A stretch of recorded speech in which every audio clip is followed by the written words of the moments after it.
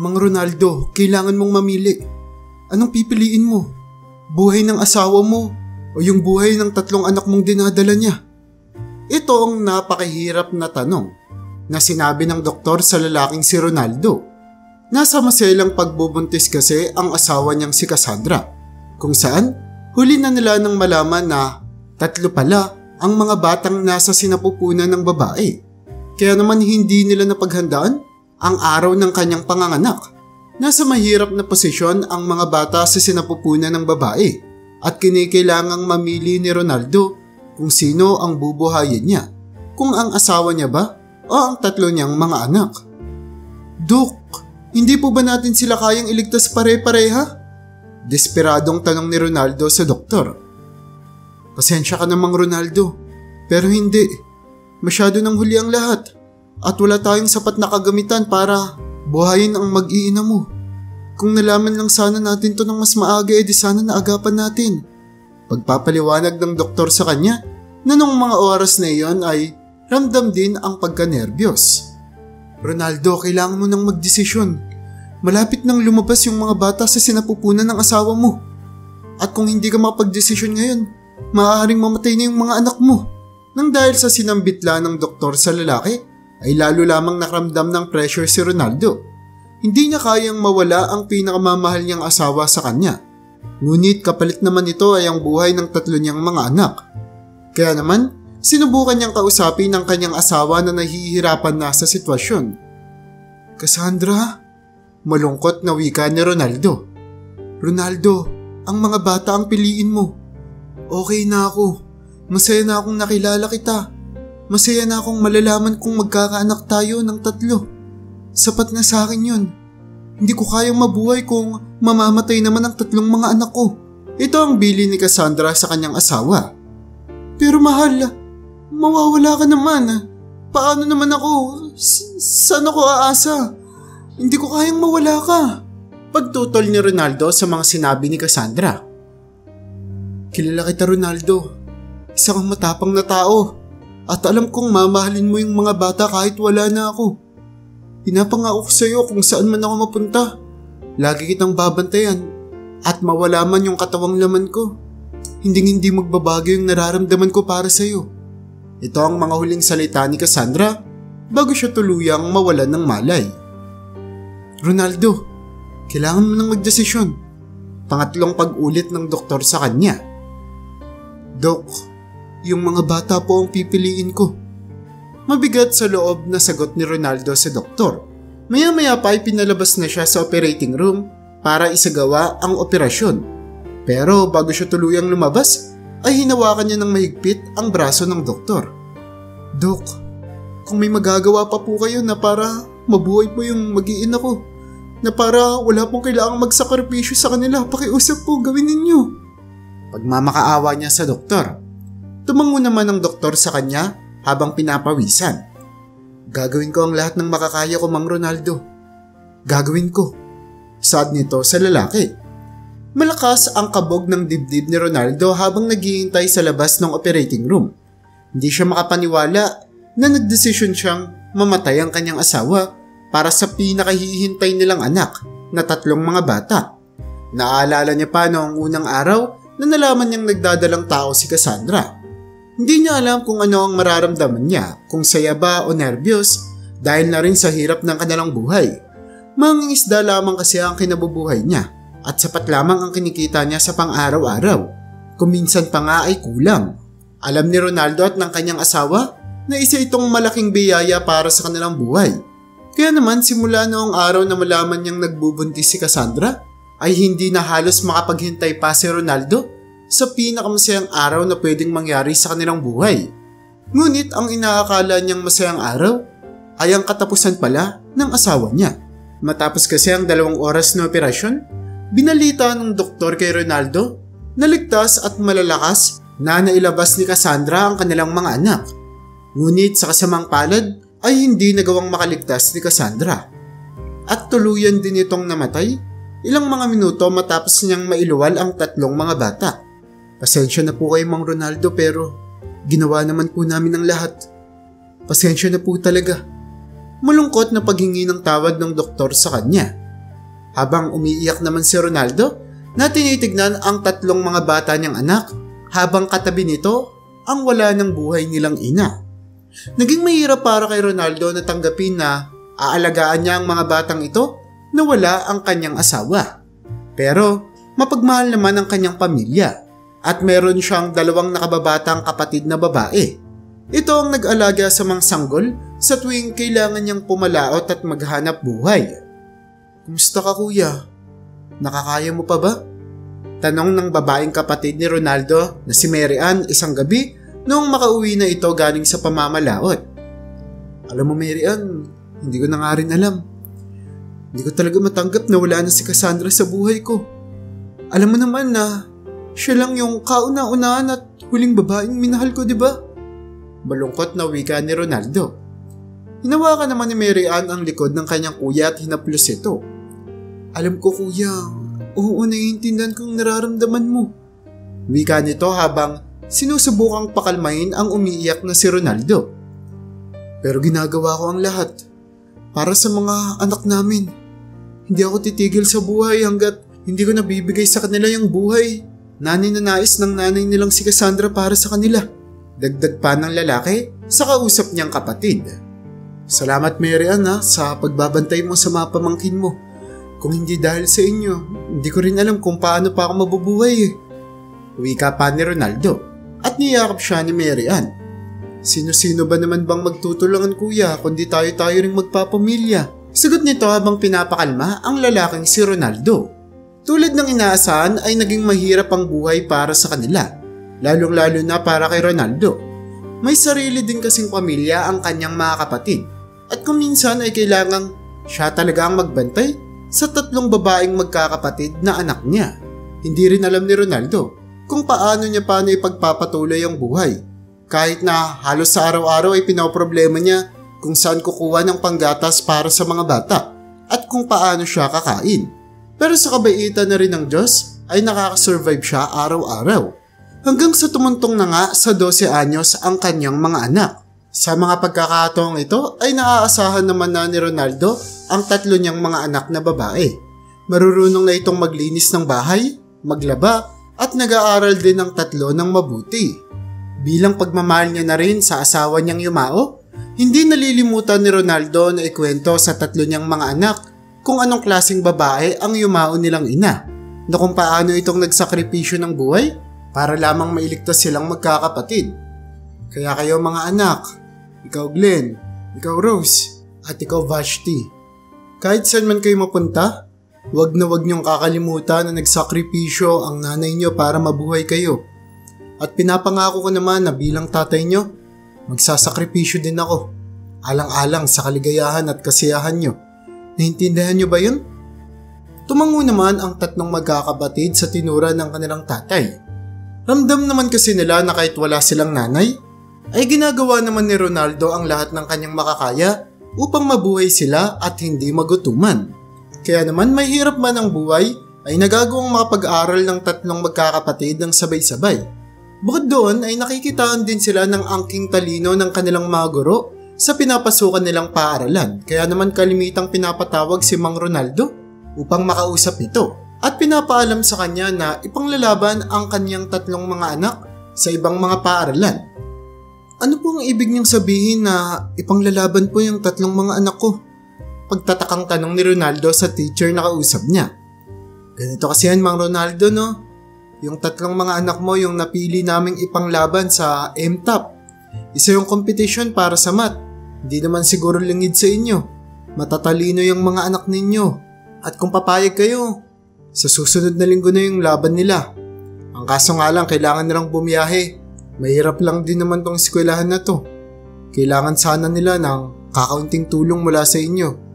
Alam niyo na po, pera, para sana pang baon nila doon. Pagpapaliwanag ng guro ng 3 mga bata kay Mang Ronaldo. Napahinga naman ng malalim si Mang Ronaldo. Masaya siya kasi ilalaban ng kanyang mga anak. At bilang tatay ay proud na proud siya sa mga ito. Ngunit ang problema nga lamang ay wala siyang pera. Hindi na alam kung saan siya kukuha ng pera na hinihingi ng guro sa kanya. Pwede po bang pag-isipan ko muna to? Tanong ni Ronaldo sa teacher. Opo naman sir, pero ang sa akin lang, huwag po sana natin sayangin yung potensyal ng mga batang ito. Matatalino po yung mga anak ninyo. At kung sakaling manalo sila sa ganitong mga kompetisyon, mataas yung pagkakataon nila na makakuha ng scholarship, lalo na kapag mag-aaral na sila ng college. Ito ang huling mga winika ng teacher ng tatlong magkakapatid bago ito umalis at bumalik sa kanyang classroom. Samantala noong araw din naman na iyon ay malungkot na umuwi si Mang Ronaldo sa kanilang bahay. Ayaw niyang sirain ang pangarap ng kanyang mga anak at gusto niyang gumawa ng paraan para mabigyan ang pangangailangan ng mga ito. Pero paano niya gagawin yun? Kung ang kinikita niya nga ay hirap pang ipagkasya para sa pagkain nila. Noong araw na iyon ay laking gulat ng tatlong magkakapatid nang umuwi sila at nadatnan nilang walang tao sa kanilang bahay. Rose, nasan si Papa? Napansin mo ba siya kanina? Pagtanong ni Glenn sa kanyang kapatid. Hindi nga eh. Sabay-sabay lang naman tayo maalis at umuwi. Kung hindi mo siya napansin, di hindi ko rin siya nakita. Sagot naman ito. Parang ang weird naman na uuwi tayo na wala si Papa dito sa bahay. Tsaka parang first time to nangyari, di ba? Pagsingit naman ni Vashti. Tumango ang dalawa niyang kapatid. Noong gabing yun ay kinakabahan silang tatlo kung saan nga ba pumunta ang kanilang tatay. At matyaga silang naghintay sa pag-uwi nito. Kalimitan kasi pagsapit ng hapon ay umuwi na ang kanilang tatay mula sa pamamalaot. Pero noong araw na iyon, sumapit na ang 10:00 ng gabi ay wala pa rin ito sa bahay. Ano nang gagawin natin? Kailangan na ba nating tumawag ng pulis? Nininervyos na wika ni Rose. Parang malabo tayong makahanap ng pulis sa ganitong oras. Alam mo naman na nasa tabing dagat tayo. At kailangan pa nating bumiyahe sa police station para lang makapagsumbong. Sagot naman ni Glenn. Huwag kayong mag-alala, siguradong ligtas si Papa. Hintayin na lang natin siya muna ng kaunti. Siguradong may sapat na dahilan kung bakit hindi pa siya umuwi. Pagpapalakas na loob na turan ng babaeng si Vashti sa kanyang magkakapatid. 30 minuto pa nga ang nakalipas ay tumunog na ang pinto ng kanilang bahay. Tanda na may pumasok dito. Si Papa na yata yun. Wika ni Vashti sa dalawang kapatid niyang nininervyos. Oo nga, si Papa na yata. Sagot naman ni Glenn. Agad silang nagtungo sa pinto at doon ay nakita nga nila ang kanilang tatay na halatang pagod ang muka. At tila ba mas pagod pa ang itsura nito sa kalabaw na buong araw nagtrabaho. Papa, okay ka lang ba? Pag-aalalang wika ni Rose sa kanyang tatay. Pagod man si Ronaldo pero nagawa niya pa ring makapasok at makaupo sa kanilang upuan. At pagkatapos ay tinawag niya ang kanyang mga anak. Rose, Glenn at Vashti, halika kayo rito, may bibigay ako sa inyo. Wika niya sa magkakapatid. Nagsilapitan naman ang tatlong magkakakambal. Alam niyo naman kung gaano ko kayo kamahal, di ba? Wika ni Ronaldo sa kanila. Opo pa, may problema po ba? Tanong ni Glenn sa kanya. Ito, kunin niyo to. Pagsagot naman ni Ronaldo habang inaabot ang isang plastic na punong-puno ng mga barya. Ano pong ibig sabihin nito? Pagtatakang tanong ng mga bata.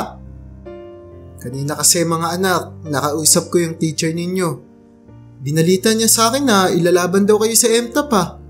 Kayo talaga hindi niyo pa sinabi sa akin. Nakakaparod talaga kayo. Sigurado ang nagmana kayo sa mama niyo ng katalinuhan. Alam niyo naman, may hina ako sa math. Pabirong wika ni Ronaldo. Hindi po namin sinabi kasi alam naman po namin na hindi po kami makakasama. Malungkot naman na wika ni Glenn. Bakit naman ganyan kayo? Dapat pag may oportunidad na dumating sa buhay ninyo, huwag yun nang sasayangin pa. Kaya yan, sumideline ako kanina. Pumasok ako sa construction. Tapos nag-advance na rin ako. Mabuti na lang talaga mabait yung boss ko dun. Pagpapaliwanag ni Ronaldo. Bakit po puro barya to? Pagtatakang tanong naman ng kanyang mga anak. Yan na lang daw yung natira dun eh. Sayang naman kung hindi ko tatanggapin pero huwag kayong mag-alala. Binilang ko naman yan. Aabot yan ng 400. Masayang ngiti ni Ronaldo. O siya mga anak, napagod si Papa nyo. Maaga pa ako mamaya. Matutulog muna ako ha. Proud na proud talaga ako sa inyo mga anak. Lalong-lalo na kung nabubuhay pa yung nanay nyo, sigurado akong proud na proud din siya sa inyo. Ngiting wika ni Ronaldo at dumaretso na sa higaan. Wala pang 1 minuto ay tuluyan na nga itong nawalan ng malay at nakatulog. habang ang tatlo niya namang mga anak ay naiiyak dahil sa ginawang kasipagan at pagsasakripisyo ng Tatay Ronaldo nila sa kanila. Kailangan nating ipanalo tong contest na to. Ginawa ni Papa ang lahat para makasali tayo dito. Pagpapalakas ng loob ni Rose sa kanyang mga kapatid. Oo, para kay Papa to. Saad naman ni Vashti. Ngumiti naman si Glenn sa kanila at pumunta sila ng sabay-sabay sa kwarto ng tatay nila upang yakapin ito habang natutulog. Maraming salamat po talaga, Papa. Para sa inyo po ito. Wika ng magkakapatid. Isang linggo ang makalipas ay dumating na nga ang araw na ilalaban na ang magkakapatid. Kinakabahan man pero alam nila na sapat ang paghahandang ginawa nila at preparado sila sa kung anumang katanungan na ibabato sa kanila. Bago kasi ang laban ay nagre-review na ng halos tuloy-tuloy ang magkakapatid at hindi halos natutulog para lamang ma-master ang mga tanong na pwedeng lumabas sa exam. Para kay Papa to. Yan ang nasa isip ng tatlong magkakapatid habang ibinibigay sa kanila ang papel na kanilang sasagutan. 2 oras tumagal ang exam nila na talaga namang may nakakapangilabot ng mga math problems na kailangan nilang sagutin.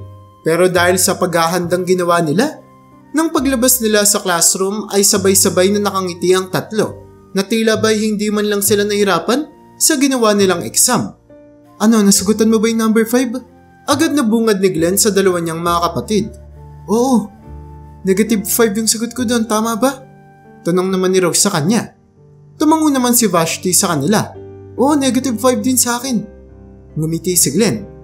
Magkakakambal nga tayo. Pati mga sagot natin magkakakambal eh. Mabirong wika nito. Nang lumabas na nga ang result ng kanilang contest, ay nakasira sila ng record sa math competition. Sa kasaysayan kasi ng kanilang rehiyon, sila ang may pinakamataas na nakuhang resulta sa MTOP competition. 5 lamang ang mali ng tatlong magkakapatid. Pare-pareho pa ang mga numerong na mali nila. Kaya naman, agad silang naitanghal na champion. At ang mga sumunod na kalaban nila ay napakalayo ng scores sa kanila. Papa, panalo kami! Masayang pagbabalita ni Vashti sa kanyang tatay nang makauwi sila isang araw pagkatapos makuha ang resulta. Talaga ba mga anak? Sorpresa naman na sagot ni Ronaldo sa kanila. Opo, Papa. Tapos yung binigay niyo sa aming pera, na triple pa. Meron po palang cash prize dun. Pagbabalita naman ni Rose. Inabot nila ang pera na napanalunan nila. Para sa inyo po ito pa. Maraming salamat po sa pagtitiwala sa kakayanan namin. At simula noong araw na iyon, ay nakitaan na ni Ronaldo ng malaking potensyal ang kanyang mga anak. Kaya naman pinangako niya sa kanyang sarili na patuloy niyang susuporta ng mga ito sa kanilang mga ginagawa sa buhay upang ang potensyal ng tatlong magkakapatid ay hindi mapunta lamang sa wala at hindi masayang. Nang tumuntong na sa 18 anyos ang tatlong magkakapatid, tinupad naman nila ang kanilang pangako sa kanilang itay na mag-aaral ng mabuti at hindi muna magbo-boyfriend para makapag-focus muna sila sa kanilang mga karir. Ngunit ang isang bagay na talaga namang hindi nila pwedeng iwasan ay ang buhay nila sa kolehiyo. Seryoso itong bagay. Kailangan ng malaking pera para makapag-aral silang tatlo. Lalo na at kailangan nilang lumuwas sa Maynila para magawa ito. Pero dahil na rin sa aking talino ng magkakapatid, ay nakakuha naman sila ng ilang mga scholarship. Ngunit hindi pa rin ito sapat. Kailangan pa rin nila ng pera para mamuhay doon sa Maynila at mabili ang mga kinikailangan sa pag-aaral. Okay lang naman pa kung hindi mo na kami kayang pag-aralin. Ayaw ka rin naman namin iwan eh. Malungkot na wika ni Glenn sa kanyang itay, isang gabi nang makapag-usap sila habang kumakain. Anong ibig sabihin na hindi na kayo mag-aaral? Huwag nyo nga sayangin yung biyayang binigay sa inyo ng Diyos. Hindi lahat ng tao may angking talino katulad ninyo. Lalo na't magkakakambal pa kayo, isipin nyo nga yun. Sagot naman ni Ronaldo sa kanila. Pero pa, bukod sa kailangan ka naming iwan dito kung mag-aaral kami, sigurado din naman po kami na hindi niyo po kami kayang pag-aralin. Lalo na at kulang na kulang pa nga po yung kinikita ninyo sa pangangailangan natin dito sa bahay. Sagot naman ni Rose sa kanyang tatay. Mga anak, ang problemahin ninyo pag-aaral ninyo. Yung tungkol sa pera, gagawan ko yan ng paraan. Magpapakahirap ako. Magbabanat ako ng buto para sa inyo. Huwag niyong hayaan na masira yung pinangako ko sa nanay ninyo. Bago siya mamatay, pinangako ko na aalagaan ko kayo. Nabibigyan ko kayo ng magandang kinabukasan. Kaya huwag niyo nang isipin na hindi kayo mag-aaral ulit ha. Pagpapalakas ng loob ni Ronaldo sa mga anak. Pero sa loob-loob niya ay alam niyang tama at totoo ang sinasabi ng mga ito. Hindi niya rin alam kung saan siya kukuha ng pera para makaluwas sa Maynila ang 3 niyang mga anak. Pwede naman po kaming mag-working student pa para habang nag-aaral po kami sa Maynila, nakakapagtrabaho po kami, nakakakuha po kami ng pera. Pagbibigay suggestion ni Vashti. Hindi ko na uulitin to. Pag-aaral niyo lang yung asikasuhin at problemahin ninyo. Yung ibang mga bagay, ako nang bahala doon. Seryosong wika ni Ronaldo sa mga anak at nagpatuloy na sila sa pagkain. Tuluyan namang nakagraduate na sa senior high school ang magkakapatid at kakailanganin na nilang pumunta sa Maynila. Okay ka lang po ba talaga dito pa? Kung magbabago po ang isip niyo, okay lang po sa amin na dito kami tumira. Malungkot na wika ni Vashti sa kanyang tatay habang inaatid sila nito papunta sa estasyon. Okay nga lang ako dito. Huwag na kayo mag-alala sa akin. Balita ko pa naman ang hirap-hirap daw magkolehiyo sa Maynila. Kung mag-aalala pa kayo sa akin, mas mahihirapan lang kayo. Magiging okay din lang lahat mga anak. Pagkatapos niyong graduate, magkikita tayo ulit, okay? At magpapadala na lang din ako sa inyo linggo-linggo. Bahala nang walang matira sa akin basta mabigay ko yung mga kailangan ninyo. Saad ni Mang Ronaldo. At sabay-sabay siyang niyakap ng 3 niyang mga anak. Mag-iingat ka po dito pa. Gagawin po namin ang lahat para balang araw magiging proud din po kayo sa amin. Naiiyak na saad ni Vashti. Ano ba kayo? Ngayon pa lang, proud na ako sa inyo. At tandaan nyo, ginagawa nyo to hindi lang para sa sarili ninyo, kundi para sa pangarap ng nanay nyo sa inyo. Yun sanang magbigay lagi ng lakas ng loob sa inyo, okay? Bilin niya sa mga anak. Bago ito umakyat sa bus, nababiyaheng papunta sa Maynila. Naging mahirap ang bawat araw at gabi para kay Ronaldo. Hindi kasi siya sanay na mag-isa lamang, lalo na at nito lamang nakalipas na 18 taon ay kasama niya na lumalaki ang 3 niyang malalambing at mapagmahal na mga anak. Pero ngayon ay kailangan niya ng mapag-isa at masanay na wala ang mga ito sa tabi niya. Walang oras para malungkot si Ronaldo. Kailangan niyang kumayod. Kailangan niyang magtrabaho para masustentuhan ang mga pangangailangan ng anak niya na ngayon ay nasa Maynila na. 2 buwan nang makalipas simula noong makaluwas sa Maynila ang 3 magkakapatid ay tinawagan nila ang kanilang itay upang tanungin kung kumusta na ba ito. Okay lang naman ako dito. Kayo, kumusta kayo dyan? Sagot ni Ronaldo sa katanungan ng anak niya. Okay lang naman po kami dito pa. Nakakakain po kami ng maayos. Marami po kaming mga kaibigan na tumutulong po sa amin kaya po wala po kaming pinoproblema. Kayo po, nakakakain pa po ba kayo ng maayos dyan? Pag-aalalang tanong ni Vashti sa tatay niya sa kabilang linya. Oo naman, sagot ni Mang Ronaldo habang nakatitig sa walang laman niyang lamesa. Tanging tubig lamang nasa harapan niya at isang beses sa isang araw na lamang siya kung kumain. Kinikilangan niya kasing magtipid para matustusan ang pangangailangan ng kanyang anak. Nakakakain ako dito ng maayos. Napakalakas din ng mga huli ko. Kaya huwag kayong mag-alala. Kakayanin natin to. Ngiting wika ni Mang Ronaldo sa kabilang linya. Basta papa ha, mag-ingat po kayo dyan. Hintayin niyo lang kami talagang makagraduate. Babawi po kami sa inyo. Pagsingit naman ni Glenn sa kanilang usapan. Oo, hindi niyo naman kailangan bumawi sa akin. Ang gusto ko lang magkaroon kayo ng magandang kinabukasan. Sagot naman ni Mang Ronaldo. Saglitan pang nag-usap ang mga mag-ama. Pagkatapos ay binabanan nila ang tawag. Napakarami ng trabaho ang sinubukan ni Mang Ronaldo bukod sa pangingisda at pamamalaot. Pagkatapos na kasing mamalaot sa hapon, ay dumediretso naman siya sa pinagtatrabuhan niyang construction site. At kung wala naman siyang gawa dito, ay may extra siya sa isang bakery. Napakahirap ng buhay pero nagsusumikap si Mang Ronaldo. At kahit halos wala na siyang tulog sa araw-araw, ay masaya naman siya dahil nagagawa niyang masustentuhan ang mga pangangailangan ng kanyang anak. Hanggang sa dumating ang araw na hindi niya nakinaya. Masyado nang lumalaki ang hinihingi ng kanyang mga anak na kahit pa ibigay niya ang kanyang buong sahod ay hindi ito sasapat. Pero ayaw niya naman biguin ang kanyang mga unika iya. Kaya naman, ilang gabi siyang nag-isip ng solusyon sa problema niyang ito.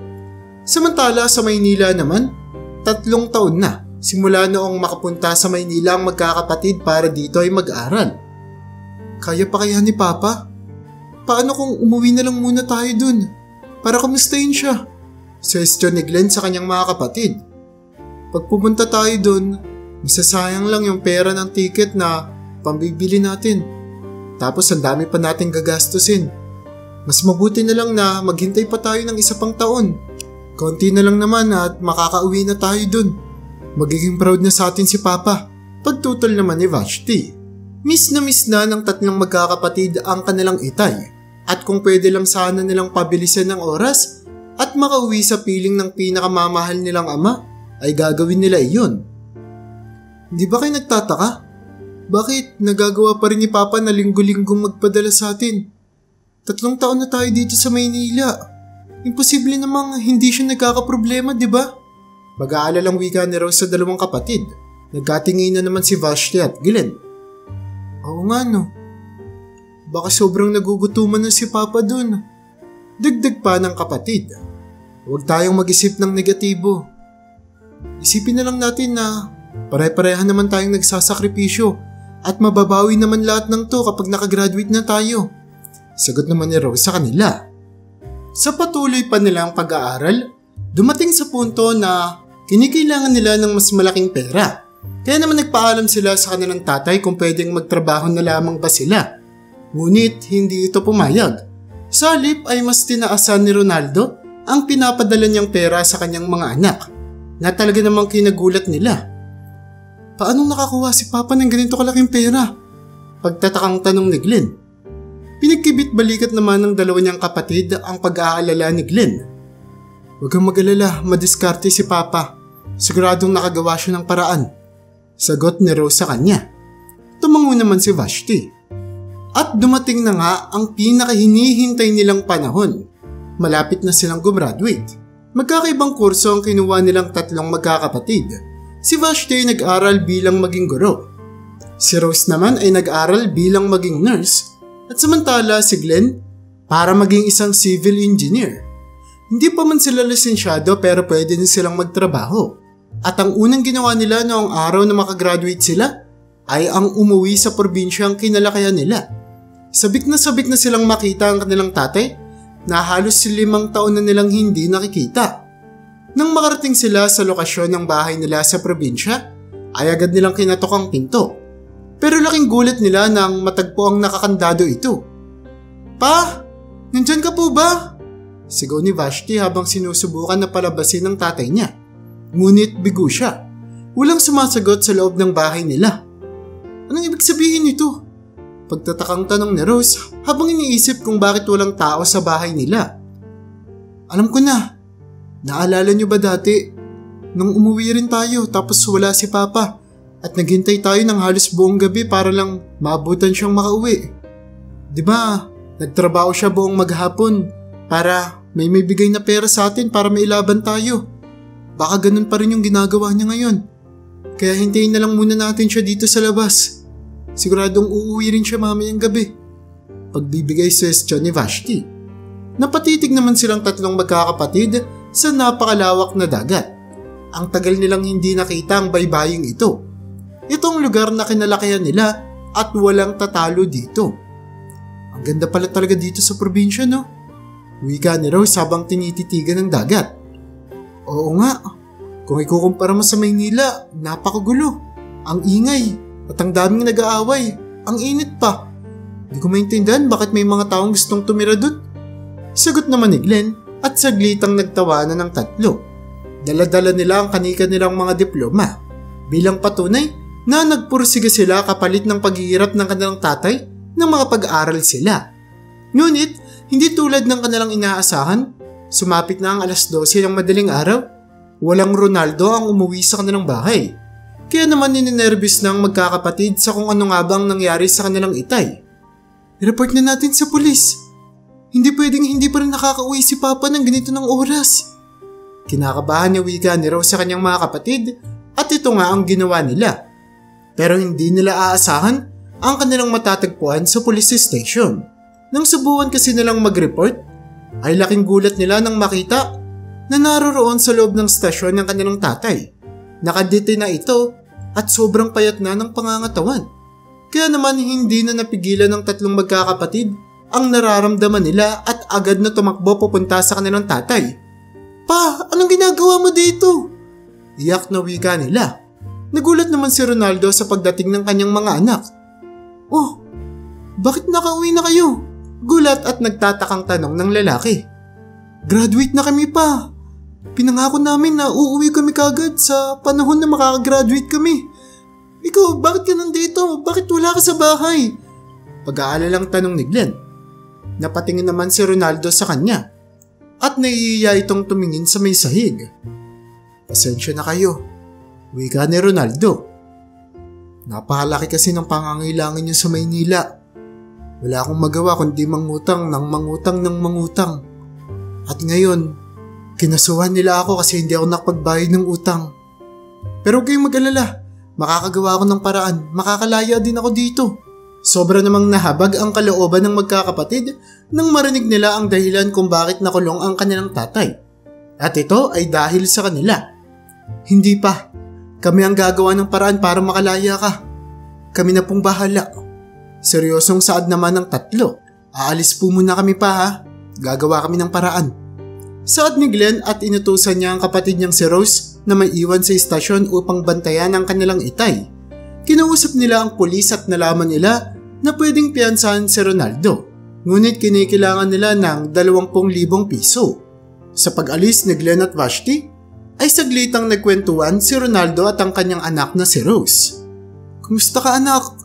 Ang tagal nating hindi nagkita." Halo-halo ang emosyon na nararamdaman ni Ronaldo nang makita ang kanyang tatlong mga anak. "Oo nga pa eh. Sobra kaming nangulila sa inyo habang nasa Maynila kami.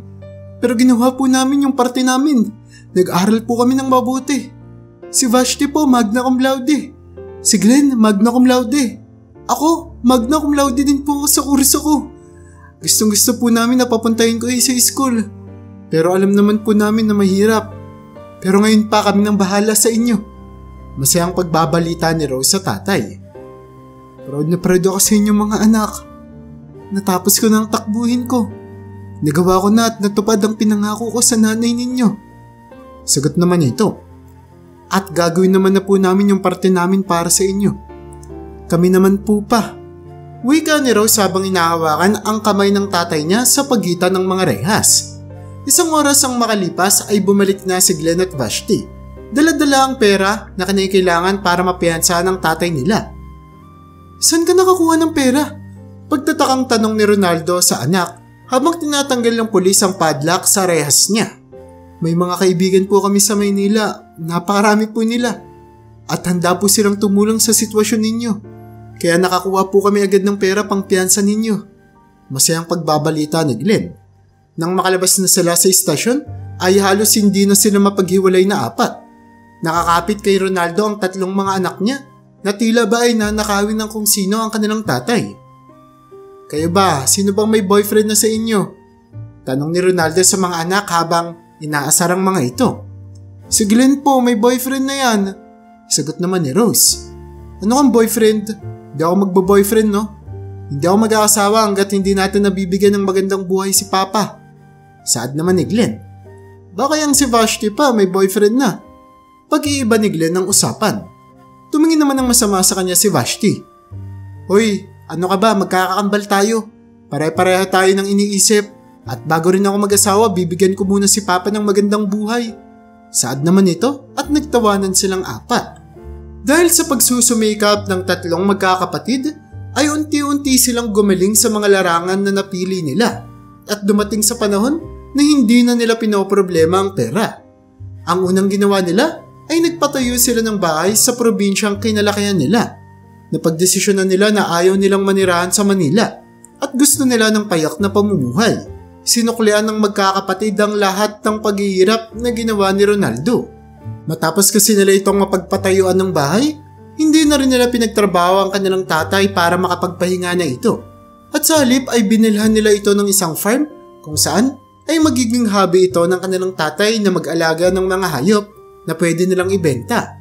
At matapos nga nilang gawin ang lahat ng pangarap nila para kay Ronaldo, ay doon lamang sila nag-asawa. Hindi nyo naman kailangan gawin to para sa akin mga anak. Naluluwang wika ni Ronaldo. Pa, hindi mo rin naman po kami kailangang pag-aralin sa Manila pero ginawa ninyo. Maraming salamat po. Proud na proud po kami na kayo yung tatay namin. Saad naman ni Glenn. Tumango naman si Rose. Wala na po kaming hihilingin pa. Sumingit si Vashti. Ikaw po ang pinaka-the best papa in the world. Tinupad niyo po yung kahilingan ni Mama at siguradong masayang-masaya po siyang nakangiti sa langit habang pinapanood po tayo.